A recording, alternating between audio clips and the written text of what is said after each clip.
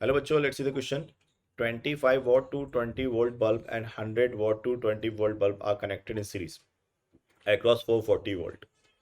So which bulb will get fused first? So बच्चों अगर अपन देखें तो दो बल्ब है अपने पास. ये एक बल्ब हो गया, ये बल्ब हो गया, और ये दोनों किस पे ऑपरेट कर रहे हैं?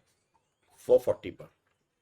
इसका ऑपरेटिंग वोल्टेज भी 220 है और इसका भी 220, यानी कि 220 से ज़्यादा अगर जाएगा तो बल्ब फ्यूज कर जाएगा. ठीक है, ये बोल रहा है वो. अब अगर अपन देखें तो अगर इन दोनों के रेजिस्टेंस आर आर होते, ठीक है, तो दोनों पे 220 वोल्ट ड्रॉप होता. और ये भी जानते हैं हम कि जो रेजिस्टेंस होता है वो होता है voltage square divide by of power of bulb.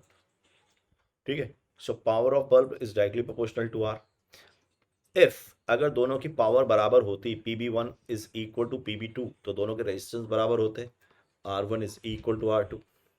लेकिन देखो, जिसका पावर कम उसका रेजिस्टेंस ज़्यादा. तो 25 वोल्ट वाला है, उसका पावर कम है तो उसका रेजिस्टेंस ज़्यादा हो जाएगा. P B one is more than P B two, यानी कि 25 वाले का पावर रेजिस्टेंस ज़्यादा हो जाएगा. Resistance of B bulb one is more than the resistance of bulb two. Bulb one हम मान रहे हैं 25 वोल्ट वाला, जिसका पावर कम उसका रेजिस्टेंस ज़्यादा, जिसका रेजिस्टेंस ज़्यादा उस पर ड्रॉप ज़्यादा.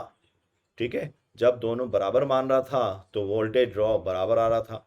लेकिन अगर बल्ब ऑफ वन का रेजिस्टेंस ज़्यादा है बल्ब ऑफ टू से, तो voltage of B one drop ज़्यादा होगा वोल्टेज ऑफ बी टू से, यानी कि 220 से ज़्यादा ड्रॉप हो जाएगा बल्ब वन पर. तो bulb one get fused. So that 25 watt bulb will fuse. That B option is correct. All the best.